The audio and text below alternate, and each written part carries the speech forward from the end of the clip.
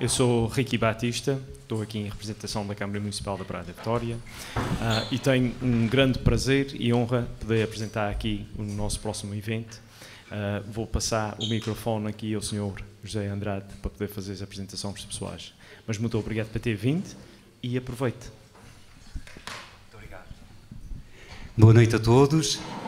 Permitam-me que, cumprimentando todos em geral, saúde em particular a presença significativa de dois antigos presidentes do Parlamento dos Açores que aqui se encontram, o Dr. Dionísio de Sousa e o Dr. Francisco Coelho. Senhoras e senhores, caros amigos, muito obrigado a todos pela vossa presença. A vontade dos açorianos é o direito à diferença e o direito à felicidade de quantos nascem e ou vivem nas ilhas de Santa Maria, São Miguel, Terceira, Graciosa, São Jorge, Pico, Faial, Flores e Corvo. E que, por isso e para isso, escolham os que formam e informam os órgãos legislativo e executivo do governo próprio da região autónoma dos Açores, desde 1976 e, neste caso, até 2020. Naturalmente, pelo território descontínuo e culturalmente pelo povo isolado, a autonomia, administrativamente, é neta das históricas aspirações insulares timidamente decretadas em 1895 e, politicamente, que é o que importa, é filha dos superiores valores democráticos corajosamente afirmados pela Revolução Portuguesa de 1974, pela determinação açoriana de 1975, pela consagração constitucional de 1976. Em 1976, e desde então, com a instalação do Parlamento dos Açores e a posse consequente do Governo Regional, os açorianos arregaçam as mangas, de cabeça erguida, para compensar o passado e para ganhar o futuro. Depois de 44 anos, 11 legislaturas e 12 executivos, este livro reúne e reconhece os agentes políticos da autonomia dos Açores, enfatizando afinal, como obreiro decisivo do desenvolvimento regional, o próprio cidadão eleitor. Antes de mais e acima de tudo, este livro convoca e merece a autoridade política dos dois líderes históricos das primeiras 4 décadas de concretização autonómica, João Bosco Mota Amaral e Carlos César, com testemunhos prefaciais muito importantes e muito interessantes. Eles são a síntese dos 2 primeiros ciclos políticos da região autónoma dos Açores. Em 4 décadas, lideram mais de 500 mil de agentes políticos institucionais, expressamente escolhidos pela vontade democrática do povo açoriano para o exercício regional de responsabilidades governativas e parlamentares, mas também para a representação própria nos parlamentos nacional e europeu. Nas suas pessoas, homenageamos todos quantos deram de si o melhor que souberam e que puderam, independentemente do tempo próprio e da opção política, em benefício da nossa terra e do nosso povo. Afinal, todos eles ajudaram a escrever este livro. Antes da ordem do dia, este livro invoca o enquadramento legal, a cronologia autonómica, os símbolos regionais, o glossário partidário e as lideranças políticas da autonomia dos Açores. Para além da sua assumida e necessária pedagogia autonómica, esta parte inicial oferece curiosas conclusões. Por um lado, verificamos que 2 partidos elegem 90% de todos os deputados regionais em 40 anos. O Partido Socialista, com 258 mandatos, e o Partido Social Democrata, com 238 em nome próprio, sem incluir aqui os deputados eleitos em coligação. Por outro lado, constatamos que os líderes partidários mais duradouros são José Deco Mota, no PCP, com 28 anos consecutivos, Carlos César, no PS, com 23 anos interpelados, Paulo Estevão, no PPM, com 20 anos consecutivos, Mota Amaral, no PSD, com 19 anos consecutivos, Artur Lima, no CDS, com 13 anos consecutivos, e Zoraida Soares, do Bloco de Esquerda, com 12 anos interpelados. Depois, na sua componente central e essencial, a ordem do dia deste livro compreende duas partes distintas. Numa primeira parte, a composição política dos mandatos regionais dos sucessivos parlamentos e dos governos subsequentes, bem como a evolução eleitoral da participação cívica e dos resultados partidários. Numa segunda parte, a retrospectiva das representações da República e das presidências da região, culminando com um guia alfabético dos 460 parlamentares e governantes que exercem funções regionais de 1976 a 2020. Aqui se recordam os 8 presidentes do Parlamento: Álvaro Monjardino, Madruga da Costa, Reis Leite, Humberto Melo, Dionísio de Sousa, Fernando Menezes, Francisco Coelho e Ana Luís. E os 4 presidentes do governo: Mota Amaral, Madruga da Costa, Carlos César e Vasco Cordeiro. Na composição dos sucessivos parlamentos, verificamos que, de entre os 560 mandatos parlamentares resultantes das 11 eleições legislativas regionais, os deputados mais persistentes são Alvarino Pinheiro, aqui presente, e Carlos César, com 7 eleições diretas e consecutivas. Na composição dos subsequentes governos, contamos 127 governantes em 12 executivos. Aqui, os governantes mais persistentes são Mota Amaral, com 19 anos, e Vasco Cordeiro, com 17 anos. Mas também Adolfo Lima, Álamo Menezes, Carlos César, José Contente e Sérgio Ávila, com 16 anos de governo. Na evolução eleitoral das eleições legislativas, constatamos que o número de eleitores inscritos aumenta 65 mil em 40 anos, mas que, inversamente, o número de votantes diminui 16 mil de 1976 para 2016. A abstenção mais baixa ocorre nas segundas eleições, com 24%, e a mais alta registra-se nas penúltimas eleições, com quase 60%. Finalmente, já depois da ordem do dia, este livro acrescenta informações complementares sobre o exercício açoriano de funções legislativas na República Portuguesa e na União Europeia, disponibilizando também um guia alfabético de 70 representações externas. Estão aqui considerados os 82 deputados eleitos pelos Açores à Assembleia da República, 49 pelo PSD e 33 pelo PS, sendo Mota Amaral eleito em 14 das 16 eleições. E estão também considerados os 14 mandatos portugueses de indicação açoriana no Parlamento Europeu, 8 do PSD e 6 do PS, com destaque para Vasco Garcia em 3 eleições consecutivas. Afinal, este livro é um manual de instruções e um bilhete de identidade da concepção e da vivência, da afirmação e da consolidação da autonomia política dos Açores. Que este livro tenha também, para os leitores e para os eleitores açorianos, o interesse de um guia prático e o carinho que dedicamos a um álbum de família. A vontade dos açorianos, resumida em 420 páginas, é um retrato da democracia e um hino da autonomia. Aqui, o nosso único partido é a região autónoma dos Açores. Por isso, estamos agradecidos por igual a todos os nomes que constam deste livro. Cada um, à sua maneira, serviu os Açores.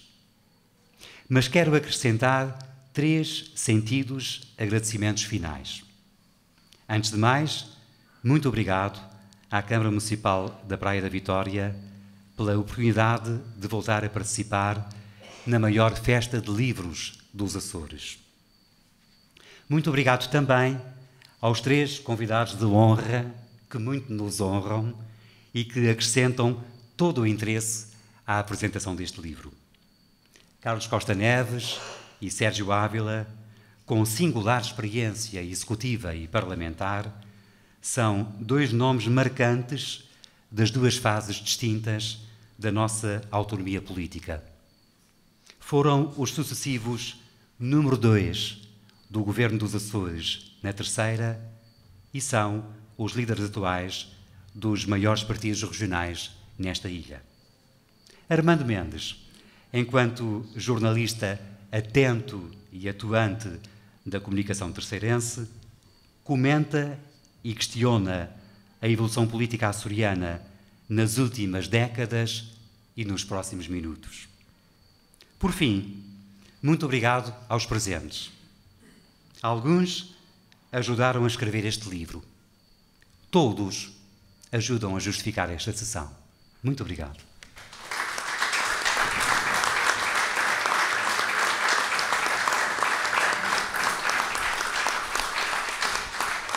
E agora sim vamos tornar esta sessão verdadeiramente interessante com o Dr. Carlos Costa Neves, com o Dr. Sérgio Ávila, com o Dr. Armando Mendes, que foram desafiados para, numa primeira fase, partilharem connosco o seu balanço pessoal dos primeiros 45 anos da autonomia política dos Açores, por muito difícil que isso seja e num tempo necessariamente breve.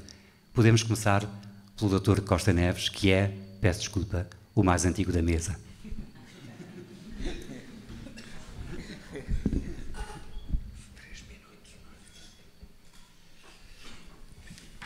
Muito obrigado, José Andrade. Este agradecimento não é apenas pela passagem da palavra, é também não só por esta obra, ou mais esta obra, e mais este contributo para historiar, rever, revisitar a autonomia dos Açores, mas também por todas as obras anteriores que partilhou connosco e que certamente lhe deram muito gosto, muito prazer a fazer, mas também muito trabalho a fazer, como se vê por o exemplo que está hoje em apresentação. Portanto, muito obrigado, José Andrade, por ajudares a promover o conhecimento mais profundo da autonomia. Queria também cumprimentar os meus colegas aqui presentes, quer o Sérgio Ávila, quer o Armando Mendes. Dispenso os doutores, porque afinal são meus companheiros de viagem nesta jornada de já 45 anos. E cumprimento também todos os presentes. O José Andrade referia que este livro é um álbum de família. Eu diria que todos os que aqui estão presentes são também eles um álbum de família. Vejo gente que sempre vi acompanhar entusiasticamente o processo da autonomia dos Açores e desenvolvimento dos Açores, num partido, noutro partido, mas com o mesmo sentido de defenderem as suas perspectivas e, portanto, um cumprimento muito especial e muito emotivo a todos os que aqui estão, até porque os reconheço a todos e, portanto, sei para quem é que estou a falar. Eu não sei se estarei à altura da tarefa, até porque o tempo que nós temos disponível não é tanto assim. Eu suponho que tinha 3 minutos e já os terei esgotado. Mas eu diria que este livro vale por tudo o que ele contém, por toda a história que faz, pela sucessão de momentos que apresenta, mas vale também pelos seus prefácios, que eu aconselho vivamente a ler. O José Andrade fez a apresentação do livro, eu queria referir os prefácios. E referindo os prefácios, há um prefácio do Dr. João Bosco Mota Amaral e há um prefácio do Carlos César. Claro que, olhando para eles, têm um ou outro ponto em comum, mas esses prefácios distinguem bem os diferentes momentos em que ambos tiveram responsabilidades políticas. Quando olhamos para o prefácio do Dr. João Bosco Mota Amaral, ele leva-nos aos primórdios da autonomia, leva-nos à fundação, à construção, numa primeira fase, da autonomia como autonomia política e administrativa dos Açores, levam-nos às discussões da Assembleia Constituinte, levam-nos às revisões do Estatuto e levam-nos aos primeiros esforços feitos para o desenvolvimento dos Açores. Primeiros esforços feitos que levaram 20 anos, segundos esforços feitos que levaram 24 anos. Eu diria que um dos elementos de estranheza, eu bem sei que tudo isso foi feito por vontade dos açorianos, mas olhando hoje para trás, eu diria que são ciclos muito longos, sem pôr em causa a valia de quem os representou. São ciclos realmente muito longos em democracia, corresponderam à vontade dos açorianos, livremente afirmada, mas ainda assim eu penso que um certo refrescamento periódico nestas coisas da política importa. O segundo aspecto que eu gostaria de realçar é que, sem que tenha aqui nenhuma segunda intenção, só queria afirmar o que me parece um facto, é que os tempos vividos nos primeiros anos da autonomia, eu diria, enfim, nos primeiros 8 anos da autonomia, incluindo nestes 8 anos da autonomia o sismo que se sentiu na Terceira e em São Jorge principalmente, na Graciosa, eu diria que é um processo de pioneirismo e vivido com um idealismo e com uma dedicação e quase com uma fervorosa paixão dos primeiros tempos. Porque tudo foi construído muitas vezes a muito custo desde o início. E, portanto, foi preciso conceber o Estatuto Político-Administrativo da região, correspondendo àquilo que os preceitos constitucionais diziam. Foi preciso promover a criação dos serviços regionais, foi preciso lançar também as bases, nessa altura, de estruturas essenciais. Foi preciso a transferência de competências sobre os serviços de todas as áreas que poderiam estar à responsabilidade do governo açoriano. E foi um momento de conhecimento entre açorianos. E lembro-me a descoberta que todos fizeram e depois todos adotaram com conhecimento profundo desta realidade Açores, que era uma realidade geográfica, mas não era uma realidade política, muito menos uma realidade de proximidade de vizinhos. Nós não nos conhecíamos realmente uns aos outros. E eu, quando digo uns aos outros, digo os cidadãos e as cidadãs dos Açores, e passámos-nos a conhecer e forjaram-se amizades e cumplicidades na Assembleia da altura, na Assembleia Regional, e, portanto, todo esse processo de construção foi muito dinâmico.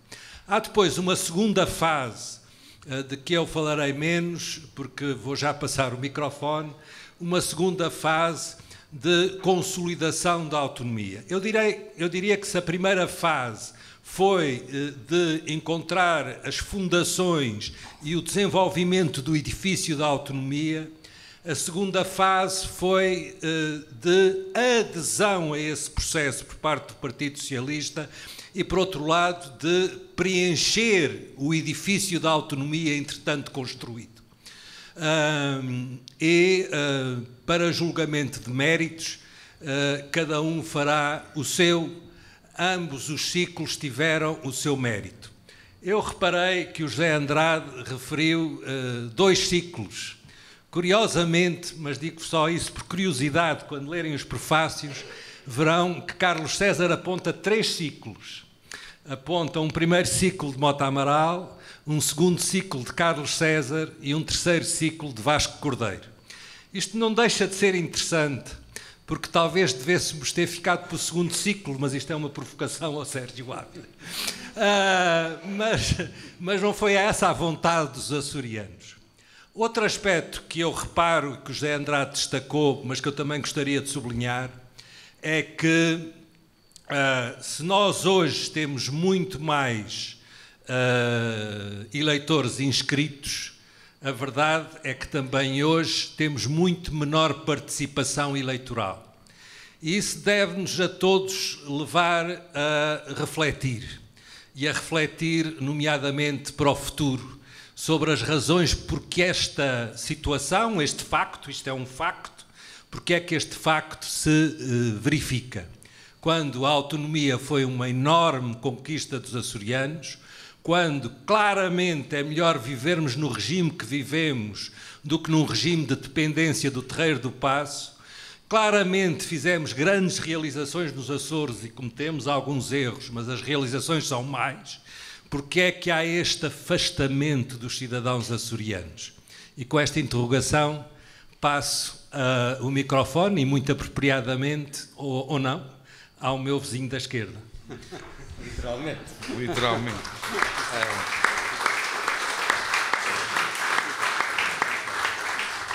Eu, em primeiro lugar, começaria por agradecer o convite, José Andrade, cumprimentar aqui os meus colegas de debate e cumprimentar particularmente todos os que estão nesta sala. E quero-vos dizer que eu sinto-me constrangido e não me digo propriamente com a competência necessária para fazer esta abordagem de 45 anos, por 2 razões. A primeira é que o início dos 45 anos, eu estava de calções, portanto, nem na pré-primária estava, por isso, quer dizer, a minha vivência do primeiro período é completamente diferente daqueles que o elaboraram e construíram, e os meus olhos para o ver são necessariamente diferentes.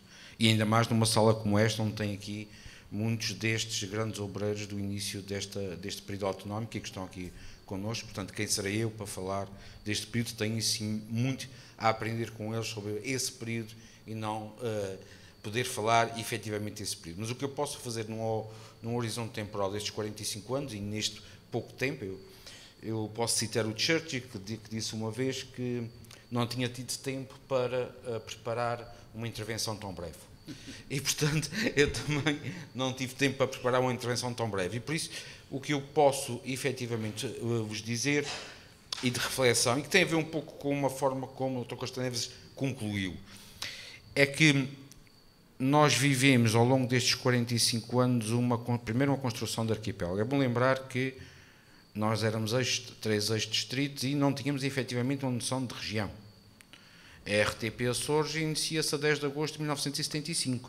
É a primeira vez que a maioria das pessoas tem noção, pela porta dentro, da realidade de outras ilhas. E, portanto, todo o processo de construção não foi só de construção da autonomia. A autonomia enquanto organização política. Foi a construção de região como um todo, que não existia. E se nós formos ver nas gerações mais antigas, particularmente nas pessoas que emigraram e que não viveram este período de consolidação, o próprio conceito, dentro de aspas, de bairrismo e de lógica de ilha ou até de grupo face ao conceito da região, ainda está muito acicatado, ao contrário das novas gerações. Eu acho que a primeira coisa que a autonomia fez e evoluiu, construiu, foi passarmos a ser cada vez mais uma região e cada vez mais uma realidade de ilha. O segundo aspecto, que tem a ver com essa evolução do tempo, as pessoas confundiram necessariamente no início os benefícios, o salto foi gigantesco, obviamente, entre 3 ex-distritos governados como estavam, a coincidência com a introdução de um regime democrático, o centralismo que existia, a não existência de recursos, a não existência de democracia e não existência de organizações próprias dentro das regiões de estrutura própria, tudo isso se confundia no mesmo momento. E necessariamente nos primeiros anos, no primeiro conjunto de anos, as pessoas não conseguiram e não era possível distinguir aquilo que era o benefício da democracia, aquilo que era o benefício da autonomia ou aquilo que seria eventualmente o mérito corrente da forma como se geria os próprios recursos.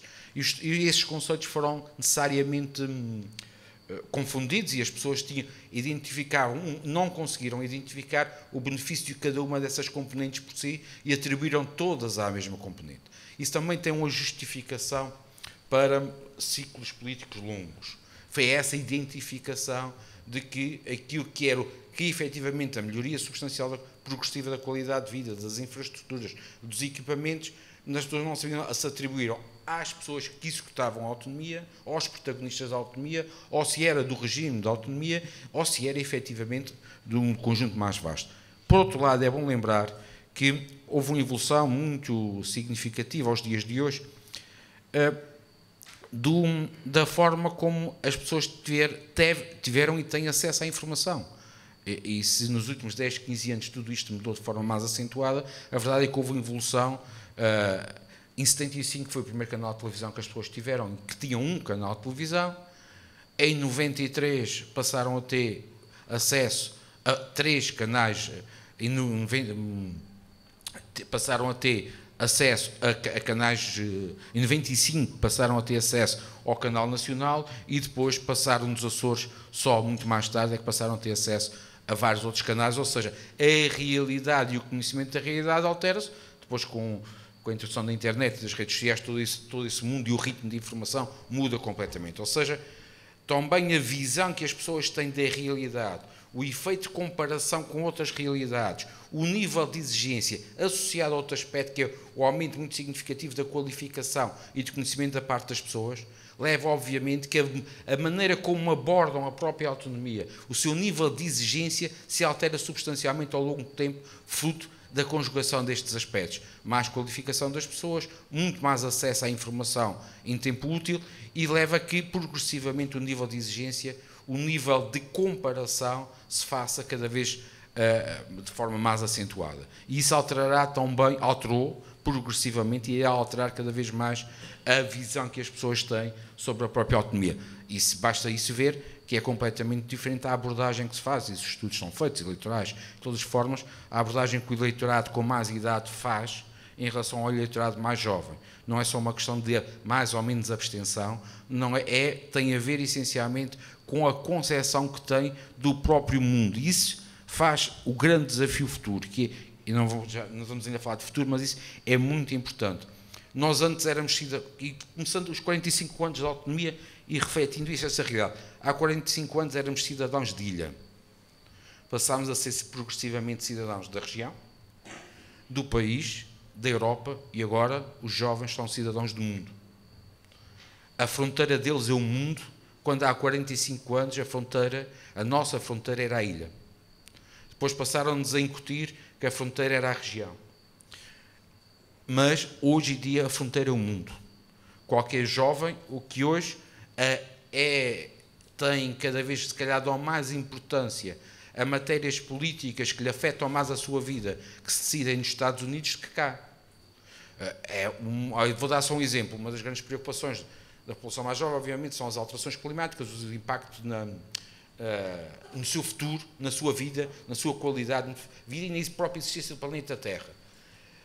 Isso decide-se muito mais com as decisões políticas nos Estados Unidos, na China, nos Estados Unidos política, democracia, na China com os enquadramentos que tem em outros países, que propriamente cá. Portanto, é esta a realidade global que a própria lógica tem que se adaptar.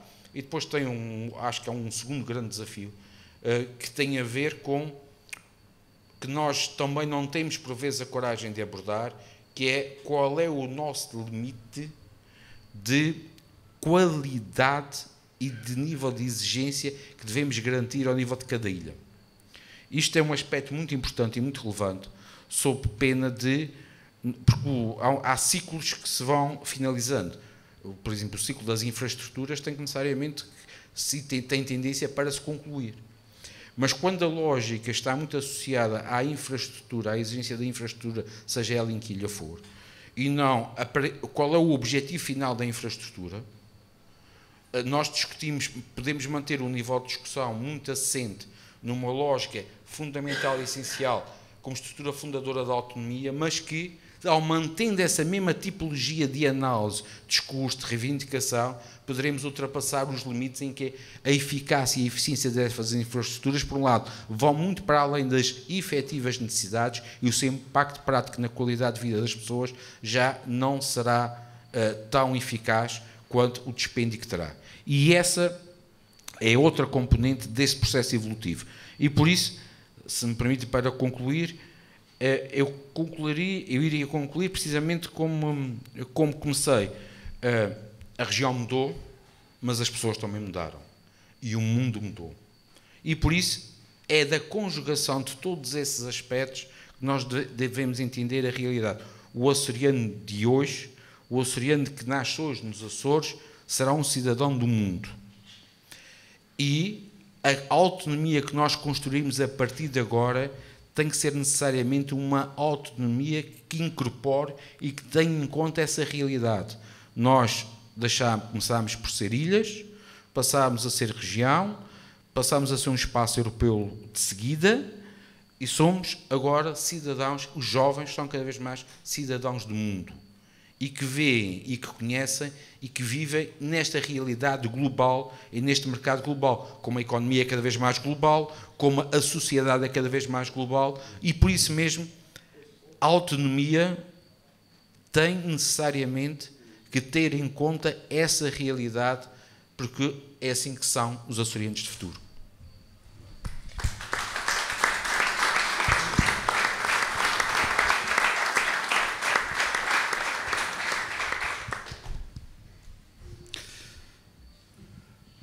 Muito boa noite, muito obrigado ao José Andrade, meu ilustre amigo, pelo convite. Tens-nos habituado a uma série de trabalhos da maior importância para a história da autonomia. Este também é um trabalho muito importante para a consulta e também é muito importante pelos dois prefácios iniciais que eu estudei com alguma demora e que me parecem de maior interesse para o estudo do fenómeno da autonomia. Pede-me o meu querido amigo José Andrade que faça uma espécie, em pouco tempo, uma espécie de percurso, como é que eu passei estes 45 anos de autonomia. Vamos então a isso. Tinha eu para aí 12, 13 anos e levei a primeira grande vacina relativamente aos políticos e como é que isto funciona. Vacina mais eficaz do que a da Covid, acho eu. Estava eu nas 12 Ribeiras, de onde sou natural, e passaram uns senhores a recolher gente para tratar de uns assuntos relacionados com o preço do leite. O preço do leite.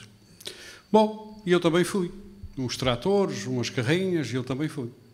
Ali até ao Unicol, em Angra. Apareceram uns senhores no palco a fazer uns discursos sobre o preço do leite. É sempre o velho problema do preço do leite. O preço do leite é sempre o grande problema. O resultado dos discursos, que eu aliás tenho depois anotados a posteriori, o resultado dos discursos, os comunistas é que tinham a culpa. Bom, então vamos para Angra e vamos assaltar a sede dos comunistas, deitar fogo à sede, tentar matar umas pessoas e tal. Bom, foi isto que se passou.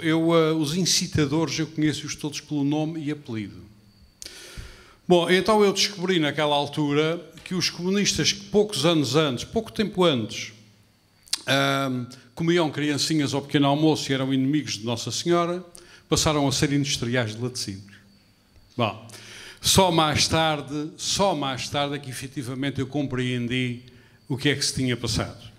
E depois passaram-se muitas coisas destas. Ao longo da minha vida eu vi muitas coisas destas, não com tanta gravidade, porque depois não chegaram a atacar pessoas, nem a assaltar edifícios, mas eu vi muita história destas. Portanto, política e políticos, política com pé grande. E os políticos, no geral, eu vou analisando-os com calma. De pé atrás, vamos lá ver se eles não acham que os comunistas são industriais de laticínios. Bom, este foi um primeiro momento que eu só mais tarde, obviamente, é que compreendi. O segundo momento, relativamente à autonomia, eu estudei com alguma profundidade os debates na Assembleia da República, tanto na Constituinte como posteriormente, por razões académicas, esses debates relativamente à autonomia. E descobri, posso estar enganado, acho que não estou, descobri que a autonomia relativamente ao sistema político nacional está tudo menos segura. Ou seja, a vontade de acabar com isto está evidente desde a Constituinte. Aliás, eu concluí que a autonomia que nós temos acaba por nascer, aliás, eu concluí, e outros também, por exemplo, o Dr. Álvaro Monjardim, em textos que eu li dele, a autonomia acaba por estar associada a duas questões fundamentais, que é a ressaca da perda do Império. Portugal não queria perder mais do Império, restavam as ilhas, e à pressão, à suposta pressão independentista, que eu nunca acreditei muito nela, mas no caso serviu para incutir em Lisboa algum medo e efetivamente arranjar uma autonomia. Essa autonomia, se nós formos, quem tiver o cuidado de analisar sistematicamente os debates parlamentares na República, sobre qualquer coisa, descobre que a autonomia está tudo menos segura e que o Estado centralista, que é historicamente centralista português, é ancestralmente centralista português, está aparentemente à espera da primeira oportunidade para ir acabando com isto. Como, aliás, nós ouvimos em intervenções de ministros aqui na Câmara de Angra. Eu estava lá, que recusaram uma série de prerrogativas que a autonomia tinha. Bom, passemos então à frente depois destes momentos. Primeiro, o momento matricial, que efetivamente as pessoas são marcadas. Isto foi quase pedofilia política, e tinha 12 anos ou 13 quando me aconteceu esta coisa. E depois, com a análise que fiz ao discurso parlamentar em Lisboa, e concluí que nada disto está seguro. Por falar nisso, eu sou autonomista, portanto, nada de confusões. A que ponto nós chegamos? Nós chegamos a um ponto que não me satisfaz. Não me satisfaz, de maneira nenhuma. Não gosto de ver os meus concidadãos no estado em questão. Quase um terço dos açorianos estão na pobreza. Neste momento, entre 14 a 15 mil circulam no rendimento social de inserção. Muitos, não sei agora o número, mas eu tenho esses dados aqui, muitos que trabalham todos os dias, têm empregos fixos, precisam de apoios sociais porque não conseguem viver. Isto, obviamente, não pode continuar. E a pobreza é medida pelos números oficiais. Para mim, são muito baixos. Porque se formos, por exemplo, aos estudos da Universidade Católica sobre o limiar da vida digna, eu não sei, mas para aí mais de 50% dos açorianos estão abaixo do limiar da vida digna. E isto, obviamente, não pode continuar. Não foi para isto que nós fizemos uma autonomia. Depois temos outros problemas gravíssimos. 70% dos açorianos com mais de 15 anos nunca concluíram o ensino secundário. Apenas 10 a 11% concluíram uma licenciatura. Eu, depois de analisar estes números, consegui perceber porque é que tinha perdido, porque é que andava sistematicamente a perder uma guerra, que era a guerra de tentar incrementar massa crítica em algumas áreas dos Açores. É impossível incrementar massa crítica neste ambiente. Com 70% da população que nunca completou, acima dos 15 anos, que nunca completou o secundário, com apenas 10 a 11% que completou uma licenciatura, e estes 10 a 11% estão em grande parte na administração, nas várias formas que a administração tem. Resta pouco para fazer pressão na sociedade. Pelo contrário, muitos destes estão acomodados ao sistema, qualquer que ele seja. Foi vê-los agora a passarem-se do PS para o PSD. Foi vê-los. É engraçado ver isto. Passarem-se do PS para o PSD. Se não de partido de filiação, pelo menos de interesses. Portanto, esta sociedade não cria massa crítica. Só cria massa crítica quando efetivamente há uma potência que rebenta, que pode rebentar. Aí temos massa crítica. Mas o ensino é muito mais grave que isto. 27% da nossa gente abandona precocemente a educação. Por exemplo, o índice, isto é muito grave, pouca gente liga a isto, o índice de envelhecimento dos nossos professores, nós estamos quase sem professores, é de 396 contra 204 da média nacional. Portanto, isto assim não pode continuar. Ou seja, eu sou autonomista, obviamente, eu não quero voltar a ter aqui o Estado centralista português a fazer mais estragos do que aqueles que faz, e já faz muitos. Agora não há tempo aqui para enumerá-los. Eu sei que a nossa autonomia teve que ter uma bengala, que foi o desenvolvimento harmónico, porque senão ela não era aceita fora de São Miguel, porque era fundamentalmente uma autonomia dos terratenentes e dos seus sucessores de São Miguel. Isto é, para mim, é verdadeiramente óbvio. E também sei que a partir de determinada altura isto começa tudo a falhar. E tanto falha que primeiro as ilhas fora de São Miguel e Teixeira começam a perder população. Em alguns casos, catastroficamente. Há uma freguesia nas Flores que perdeu em 10 anos 60% da população. E o falhanço é de tal ordem que a Terceira e São Miguel, imagine-se que era a locomotiva, também já está a perder população, também já está em perda. Ou seja, nós vamos ter que refletir muito bem sobre a nossa autonomia. E daqui a pouco, quando falar sobre o futuro, eu digo o que é que penso sobre o que é que eventualmente podemos fazer num cenário destes. Muito obrigado.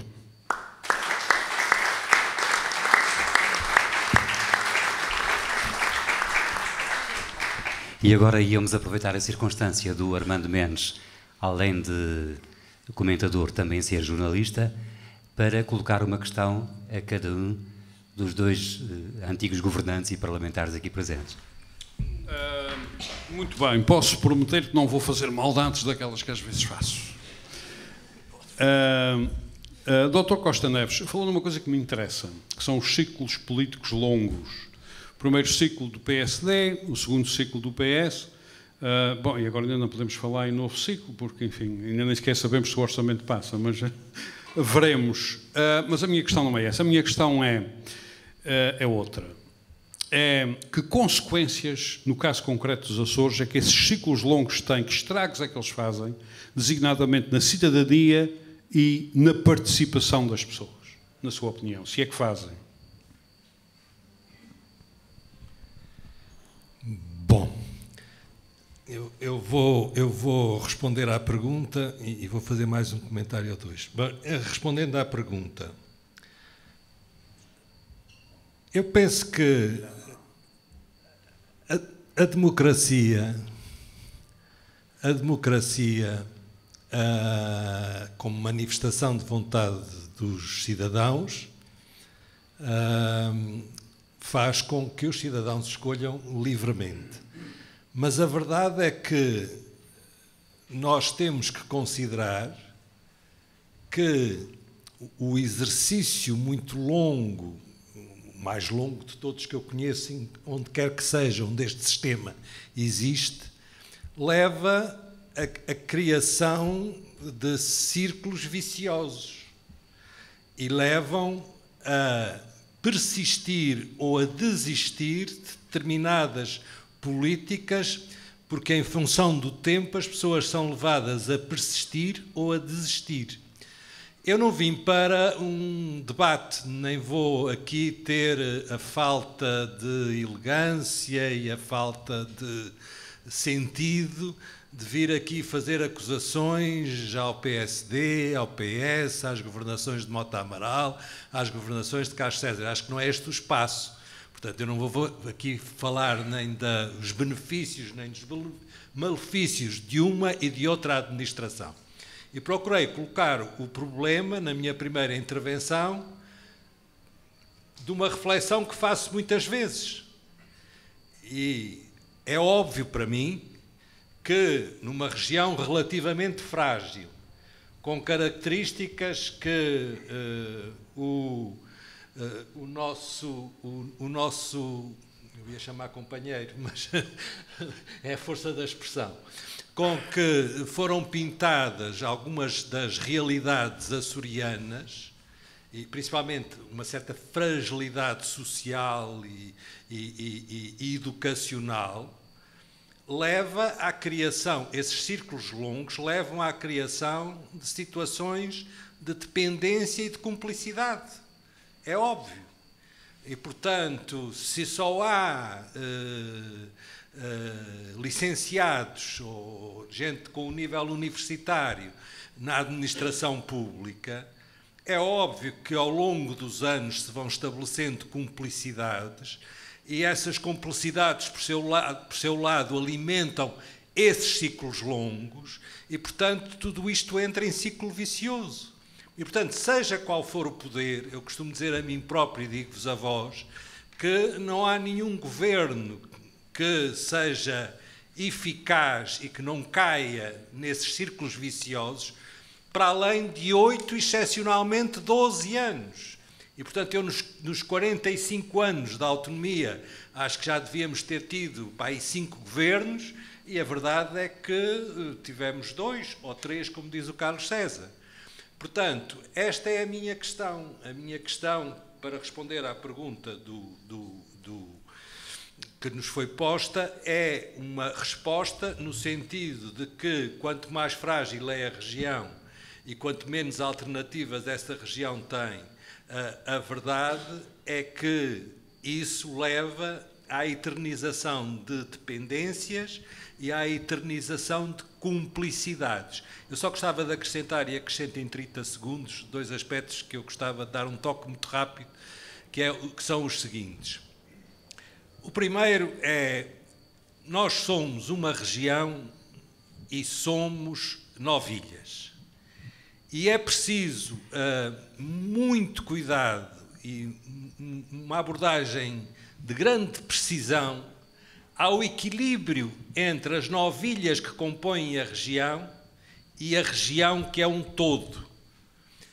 E, portanto, o conceito de desenvolvimento harmónico que está na origem da aproximação das Ilhas dos Açores ou é mantido ou nós não vamos deixar a prazo, se não começarmos já, a deixarmos de nos revermos uns nos outros e de ser solidários uns com os outros. Nós todos, acho que nós todos, sentimos de alguma forma que este processo autonómico tem levado a alguma bastante concentração de poder e concentração de emprego e concentração de um conjunto de elementos que têm a ver com a nossa vida social, económica, cultural, numa determinada ilha dos Açores. Podemos dizer, era inevitável, é da natureza de cada uma das ilhas. Bom, se não houver elementos que contrabalancem essa tendência natural, nós pomos bastante em risco o nosso processo autonómico. Muito obrigado.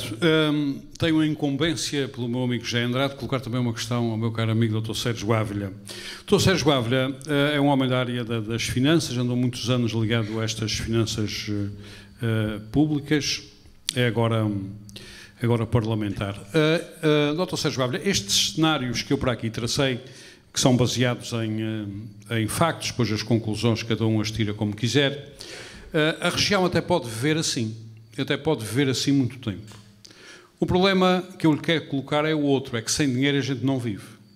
A gente vai olhando para o orçamento regional, tem ali 3 componentes básicas, as receitas próprias, a solidariedade nacional, que, enfim, que para mim é um abuso, mas tudo bem, o nome, e a Europa. Em alguma circunstância, pode-se gerar aqui um problema ao nível das finanças que seja muito pior do que este cenário que eu tracei e, efetivamente, põe a autonomia em risco? Bem, eu ia começar pelo princípio, pela questão dos indicadores. Os indicadores colocam-se, mas todos esses indicadores, e eu também não vou fazer abordagem de períodos de mérito ou de mérito de cada um dos períodos, pontos de partida, pontos de chegada, não acho que nessa parte que interessa é a reflexão do seu global. Mas nós estamos a falar de um período de 45 anos, mas também temos que falar do ponto de partida há 45 anos atrás. E isso também é extremamente relevante. Ou seja, uma tendência pode estar... Os Açores, as 9 ilhas dos Açores, que não era uma região, estavam completamente abandonadas pelo regime do Estado Novo. Nós tínhamos uma região e num ponto de situação em termos de infraestruturas, de qualificação das pessoas, de formação, de educação, de pobreza, substancialmente superior àquela que se tem agora. A questão que se pode colocar é se podia ter sido ao longo destes 45 anos mais ou menos eficaz. Se a trajetória de crescimento, aqueles que são os indicadores positivos, e de crescimento dos indicadores negativos que são transversal aos 45 anos, e essa tendência mantém-se, obviamente ao longo dos anos, se podia ter sido mais ou menos acentuadas, se com os recursos disponíveis e com as políticas feitas, se podia ter acelerado mais os indicadores positivos e reduzido mais os indicadores negativos. Mas o ponto de partida não se pode fazer estes 45 anos não são um ponto de chegada de um processo autonómico, porque o ponto de partida dos Açores não foi a autonomia, o ponto de partida dos Açores foram 400 anos antes da autonomia, que reflete toda essa realidade, distribuição da riqueza, distribuição da terra, não formação, não infraestruturas, etc, etc. Portanto, chegar aqui e comparar com uma situação com outras regiões, outros países, etc., que não viveram esse processo, não me parece que seja a melhor abordagem. Agora, há o segundo aspecto que eu penso que é essencial, que tem a ver com a questão de futuro, e também, eu gostava no final abordar a questão dos ciclos longos, que tentei abordar na primeira questão, mas que acho que é essencial percebermos essa matéria. É assim, eu acho que a região não tem necessariamente capacidade de, com a conjugação as três componentes, têm objetivos completamente diferentes.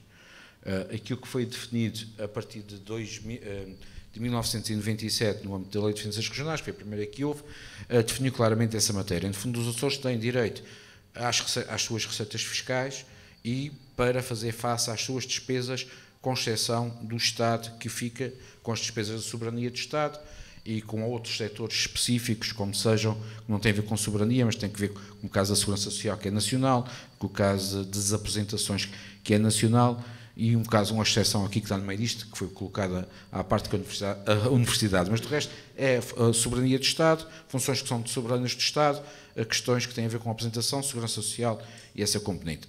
Mas tem as receitas geradas na própria região. Por outro lado, se tem aquilo que se chama a solidariedade nacional, que não é a solidariedade nacional. O modelo foi feito em 1900, na primeira Lei de Finanças Regionais, foi claramente aperfeiçoada na segunda, em 2006, e que deu, de parte da Madeira, uma profunda revolução, porque, inclusivamente, a demissão do Governo da Madeira, quando em 2007, porque havia uma lei de 1996, a primeira lei, em que tratava as duas regiões por iguais, ainda me lembro de valor, 210 milhões para os Açores, 204 milhões para a Madeira. Ora bem, nós somos 9 ilhas, com uma distância arquipelágica muito acentuada entre as ilhas, e são realidades completamente diferentes.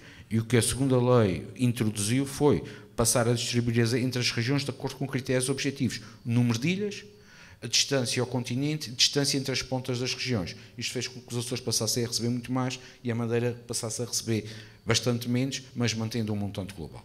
E com este padrão, que depois foi ajustado no sentido contrário na revisão de 2013, mas, independentemente dessas questões, o princípio é que esse valor de apoio corresponda aos sobrecustos de viver na região. Ou seja, o modelo é, nós, com os nossos impostos que gerarmos, fazemos a nossa vida menos e melhor que comparativamente o Estado, porque o Estado, com os mesmos impostos, tem que fazer, tem mais competências e assume competências na região, e há outro aspecto que eu me esqueci, que é da responsabilidade do Estado, que é o financiamento da administração local, que no seu conjunto são 37,5% do IVA, mas o que quero dizer com isto? E a componente da solidariedade nacional de transferência do orçamento de Estado visa assegurar aqui que são os sobrecustos na região das competências que ficaram na região. Daí a grande discussão da Lei de Finanças Regionais não deve ser muito o montante total, mas a distribuição entre os dois arquipélagos, porque não considerem, não foi, na segunda lei isso foi corrigida, que os Açores e a Madeira não têm os mesmos sobrecustos. Nós temos 9 portos, 9 aeroportos, 9 estruturas de saúde de ilha, 9 estruturas escolares, etc, etc, e a Madeira tem 2. E por isso não pode haver essa lógica, e isso também já é uma reflexão para o futuro, tudo o que for revisões de leis de finanças regionais com as duas regiões em conjunto nunca vai dar certo, porque há um aspecto que é claramente diferente e que deve ser tratado de forma diferenciada, que é a realidade de cada uma das regiões, nessa segunda componente, e a terceira componente, fundos da União Europeia, que tem a ver com infraestruturação que tem que necessariamente ser autossuficiente depois em termos de custos, porque senão geram uma renda futura, e nestas três componentes, e face à estrutura de despesa que nós temos, a região é mais do que tem condições, se não ultrapassar determinados limites, e os determinados limites têm a ver com dois aspectos.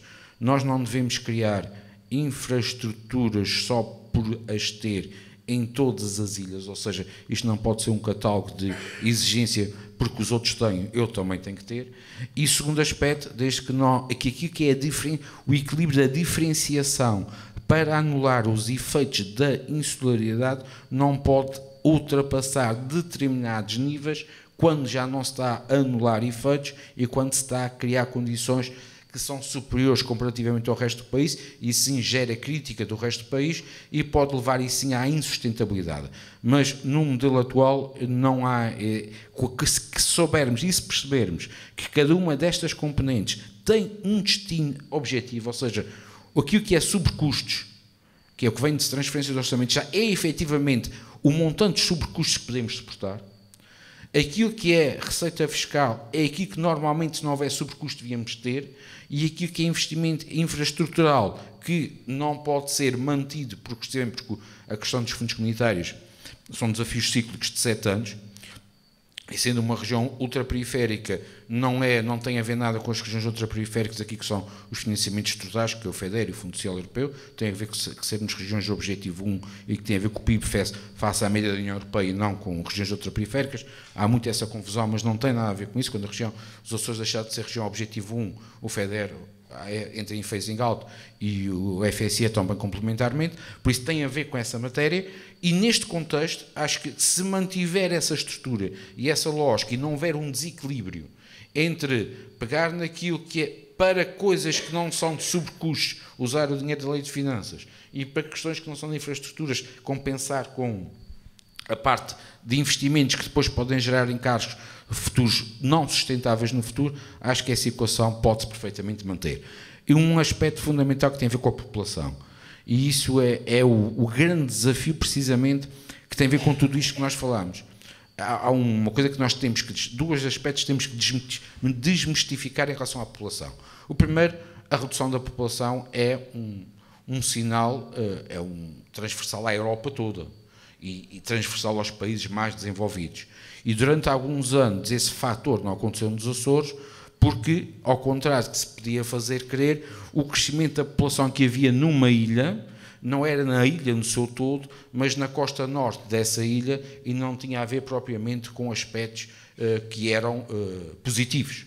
Ou seja, tinha a ver precisamente com as zonas franjas de maior pobreza, onde o número de filhos por família que nasciam era muito superior àquilo que é o padrão normal de desenvolvimento de uma sociedade desenvolvida. E isso alterava um pouco essa lógica, porque a tendência de uma sociedade desenvolvida, o padrão médio europeu, é que, infelizmente, a população está a reduzir. E, por isso, também, o que é importante aqui também analisar são fluxos migratórios, e essa é uma tendência que será desenvolvimento. Isso é uma questão. Outra questão é a migração entre ilhas, e aí sim há... Mas isso também é um desafio, reparem, esse desafio também é um desafio de desenvolvimento. Com a qualificação das pessoas, qualificação de jovens, obviamente as oportunidades de trabalho necessariamente fixam-se nos principais centros urbanos. Mas isso é aqui como é em qualquer parte. População mais qualificada procura emprego mais qualificado. Emprego mais qualificado está nos principais centros urbanos. E não vamos ter dúvidas. Os novos jovens serão cidadãos do mundo. E o seu lugar de trabalho é o lugar no mundo que responder às suas necessidades. Não é a ilha, não é a região. E essa realidade de competitividade mundial será completamente diferente. Quando nós produzíamos, e não estou a falar destes ciclos, quando produzíamos mão de obra não qualificada, quando as pessoas ou não iam à escola ou saíam com a quarta classe, o seu mundo era a ilha e era trabalhar em atividades que era trabalho intensivo, muito mal remunerada. Quando eu qualifico, necessariamente, as minhas oportunidades de trabalho, de desenvolvimento, de carreira, de futuro, vão-se alargando. Mas aí tem que se entrar uma palavra que é competitividade, por um lado, porque essa competitividade é bionífica, nos dois sentidos. Nós temos que ser competitivos e capazes de atrair pessoas, não só... E porque não vale a pena criar ilusões. Quer dizer, uma pessoa que seja da Ilha das Flores, que tire um curso de engenharia aeroespacial, não vai voltar para as Flores. Quando decidiu tirar esse curso, não volta para as Flores. Quando decidiu tirar determinadas atividades essenciais, não voltam. Agora, tem que se compensar com outras atividades também igualmente qualificadas. Mas esses fluxos estão a acontecer à escala mundial. E o mundo, ao abrir, temos é que ser competitivos para perceber as mais-valias que podemos criar em cada espaço para atrair fluxos, não sendo necessariamente os mesmos que nasceram aqui. Como também, em qualquer parte do mundo, cada vez mais, os que lá vivem não são os que lá nasceram. Porque o mundo está necessariamente em mutação e a escala global que eu me referia no princípio será cada vez mais a característica do futuro. E isso nunca é comparável. Quer dizer, nós tínhamos uma população, chegámos a ter mais O Armando sabe isso muito melhor do que eu, mais de 300 e tal mil pessoas nos Açores a viver. A Ilha das Flores teve mais de 10 mil pessoas, 12 mil pessoas. Mas aquelas pessoas, que qualificação é que tinham? Que vida é que tinham? E ficavam lá porque não conheciam mais nada, porque quando começou a surgir a possibilidade de imigração, andaram todos. E, portanto, é este desafio à escala mundial que nós temos que perceber. E enquanto nós analisarmos só fluxos, porque a competitividade, quer queiram, quer não, a competitividade e a concorrência, ao contrário de há 20 anos atrás, já não está entre a pessoa ir para aqui, para São Miguel, e de Faial para o Pico, ou de Pico para o Faial. Não está.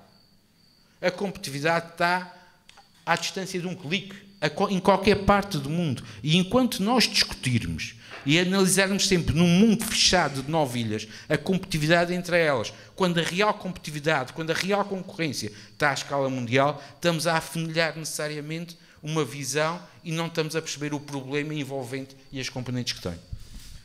Muito obrigado. Nós estamos muito condicionados pelo tempo e temos apenas tempo para uma breve ronda final, necessariamente e preferencialmente olhando para a frente.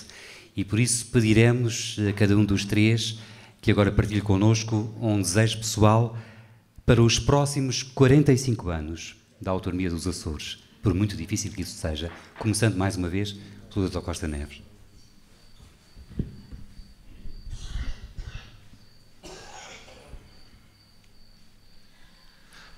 Muito obrigado, José Andrade. Já olhar para o passado, coisas que nós vivemos, às vezes é difícil interpretar, então olhar para o futuro, para os próximos 45 anos, deixa-me aqui um pouco numa situação de dificuldade. Vamos cá ver. Pegando ou regressando à intervenção do Armando Mendes, realmente a situação de pobreza é um grande desafio para os Açores e para os açorianos e para quem tem poder político nos Açores. Nós, efetivamente, temos um problema real aí, não vale a pena ignorar. E temos um outro problema, é que se há muita pobreza, a verdade é que praticamente não há classe média. A verdade é que cada vez somos cada vez mais uma região e mesmo um país de salário mínimo e com um leque salarial muito apertado, que leva alguns a interrogarem-se porque é que eu hei de estudar mais, porque a diferença é entre o salário mínimo e o salário médio, um está nos 600 e tal euros ou 700 e outro está nos 800 e tal euros. Portanto, nós temos dois problemas aqui complicados para resolver. E esses problemas resolvem-se com políticas. Portanto, os próximos 45 anos que eu visualizaria seria com uma sociedade com um rendimento aceitável de vida e com margens abaixo muito inferiores às atuais e que se têm mantido. E visualizaria também uma região com mais classe média, com mais massa crítica e com uma distribuição de possibilidades, mais ou menos, por muito que isto tenha de ideal, mais ou menos horizontal. O que é que eu quero dizer com isto? É que para exercer uma determinada atividade as pessoas não tenham todas que mudar de ilha, de continente ou de ilha ou de continente. Para terminar, nós temos um sério problema de demografia também, porque a questão é esta: eu estou de acordo, em teoria, com tudo o que o Sérgio Ávila, permite-me que trate assim, com tudo o que Sérgio Ávila disse.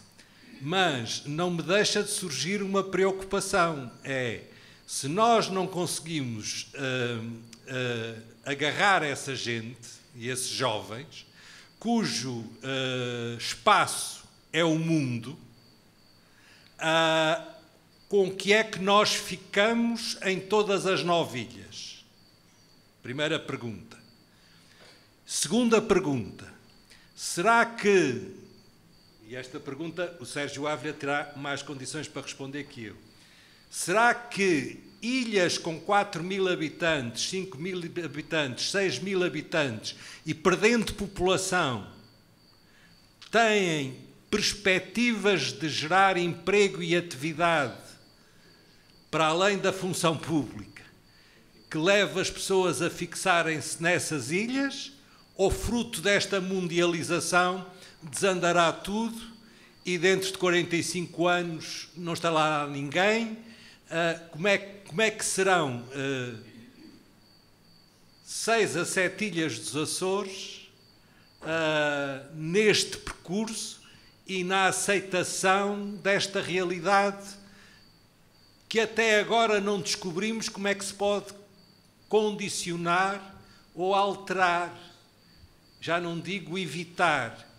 E, portanto, eu gostava muito, em relação ao futuro, vos ter dado muitas respostas, deixo-vos essencialmente algumas interrogações, porque a resposta está nas políticas que assumirmos. A resposta está nas políticas que assumirmos, quer em relação à pobreza, quer em relação à demografia, quer até à sobrevivência económica da própria região.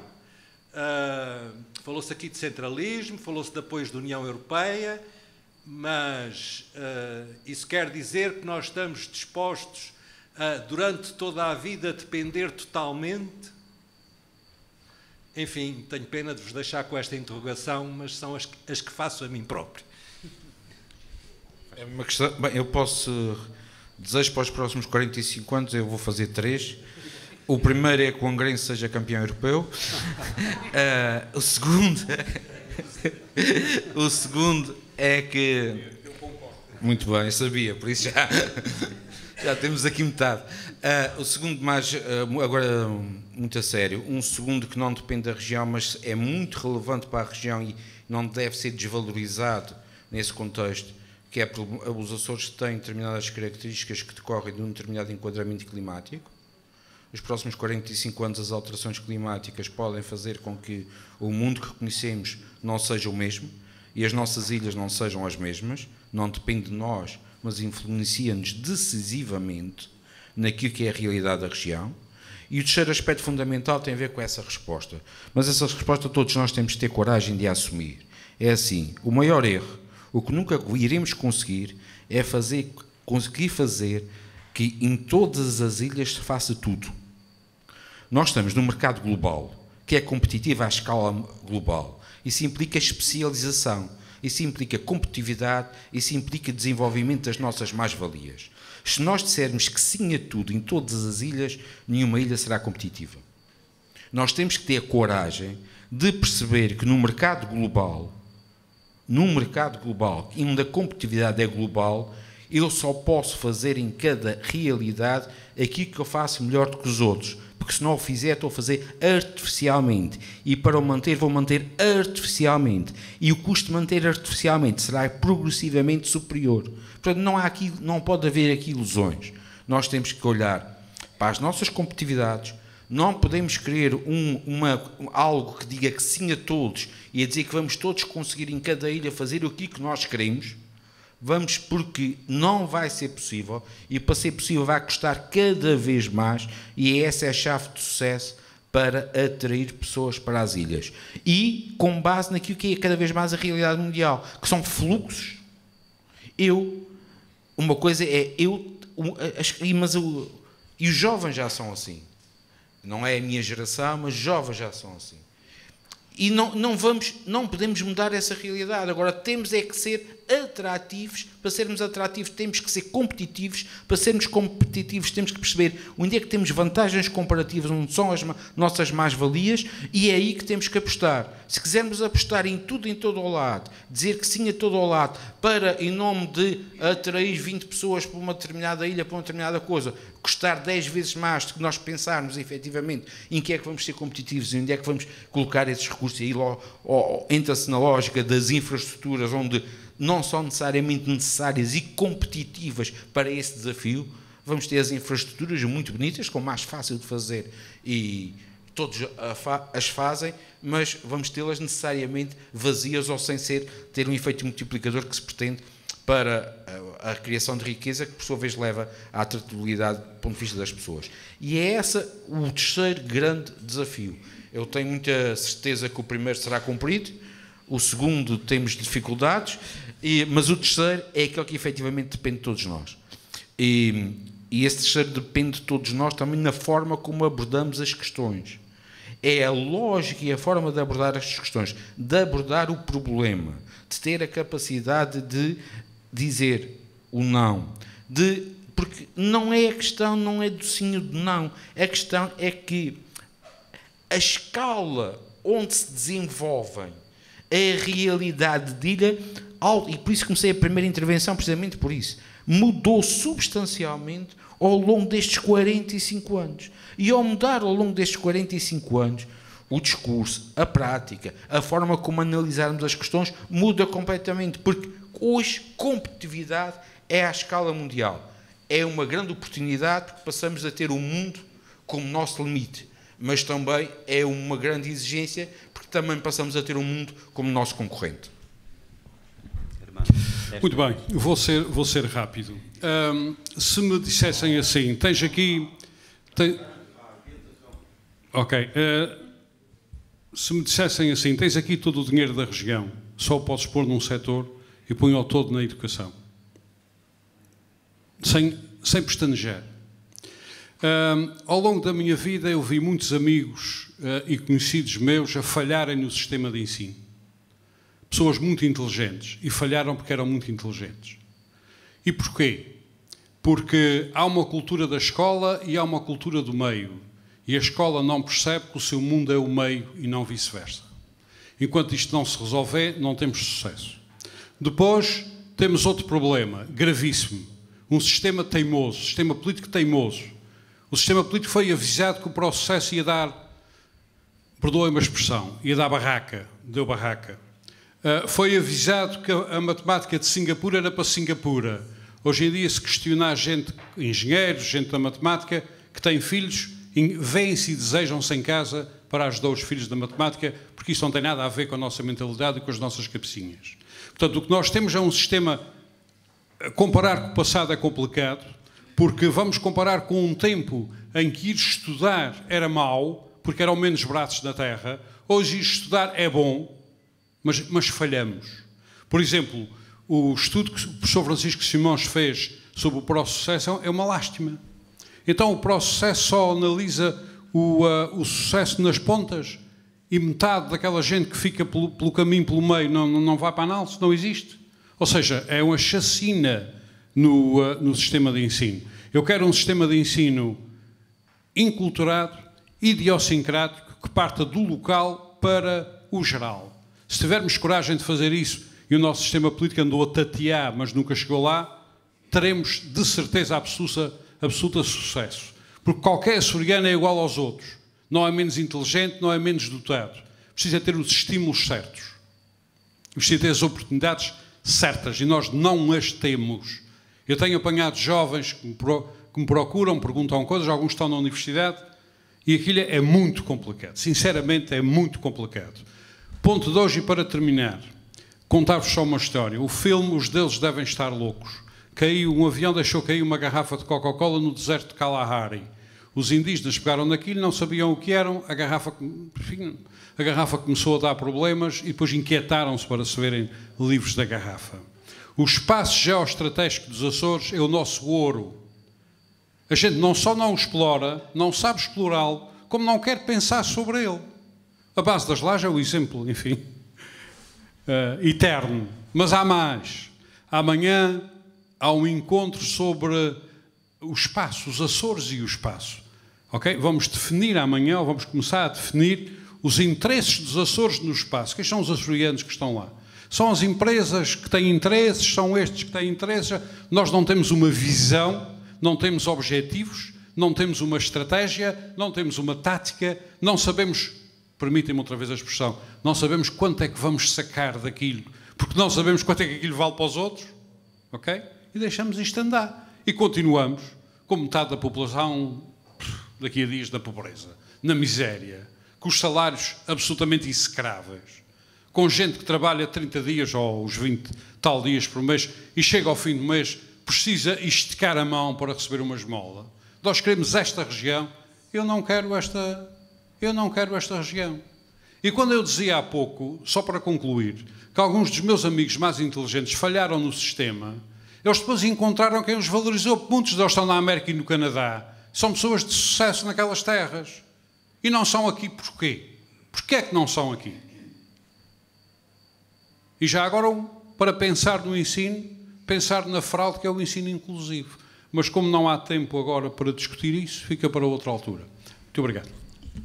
Muito obrigado. Nós vamos ter que terminar. A conversa estava tão interessante que já ultrapassamos o tempo previsto e com o qual nos tínhamos, aliás, comprometido, até porque há um evento já a seguir. Resta-me aqui um agradecimento final aos que estão desse lado, aos que estão desse lado, por terem vindo, por terem contribuído para que esta sessão fosse como foi, tão interessante. E mais do que isso, muito obrigado por tudo o que fizeram, pelo que fazem, pelo que certamente farão, em favor da nossa autonomia, que é, afinal, a nossa causa comum. Muito obrigado, muito boa noite e até sempre. E haja saúde.